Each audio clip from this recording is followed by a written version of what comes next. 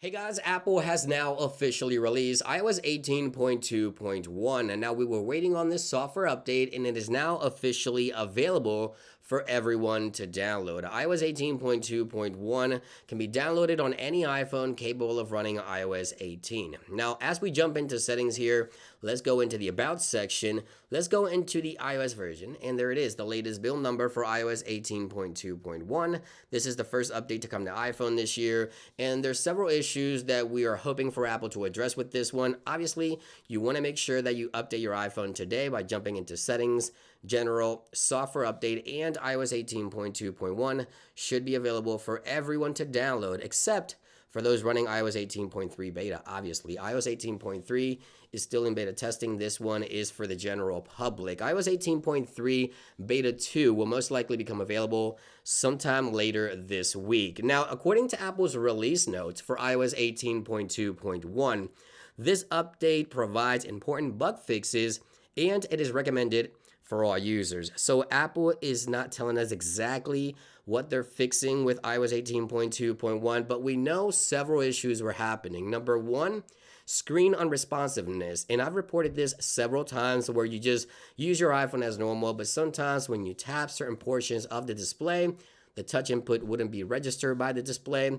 And I've encountered this multiple times on iOS 18.2, which by the way, I have on this device right here. We'll get to some of the benchmarks and things of that nature here in just a couple of seconds. Now, there's also some camera issues that I've encountered as well. So hopefully 18.2.1 will address that as well. Sometimes when I'm switching through lenses or just simply launching the camera application, I will have an all black display, nothing happening. Even switching through the front and rear camera sometimes would actually freeze my iPhone as well. So if you had camera issues, hopefully 18.2.1 will address that for you as well. But the one concern that most users probably have is battery life. Now, I heard battery life issues on many iPhones, from iPhone 14 to 15 to iPhone 16.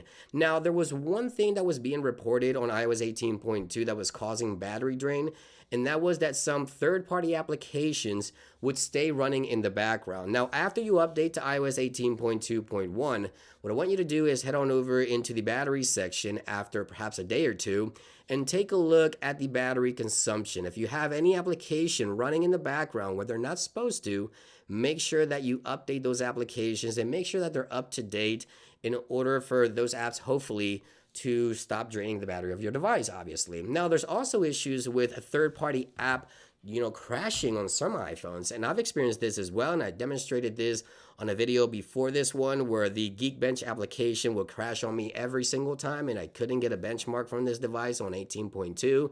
Instagram, sometimes even YouTube crashing. So make sure that you update to iOS 18.2.1. Now, Apple did not specify exactly what bugs are being addressed. So what I'm going to do here over the next several days, I'm going to be using iOS 18.2.1 on my primary device, iPhone 16 Pro Max, and I'll come back with a follow-up for you guys to let you guys know if I still encounter any issues in terms of performance, battery, and everything else in between. Now, I did run a benchmark, as I mentioned, on iOS 18.2.1 and 18.2. So here are the numbers. So take a look here on screen. We have two iPhone 16 Pro Max, as you see right here. So on the left here, we have iOS 18.2.1, and on the right, 18.2, same device. Now, the single core score dropped a little bit, 3,302 versus 3,406 on 18.2. So 18.2 performing slightly better on single core score, but in multi-core score, take a look here. We went up on the latest OS, so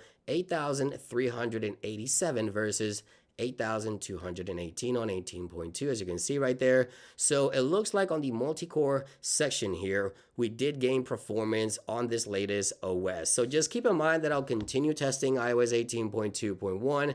But guys, if you have an iPhone running iOS 18, I highly recommend you update to 18.2.1. It is available as of today for everyone. Thank you for watching this quick update, and make sure to stay tuned for my follow-up, and I'll see you guys on the next one.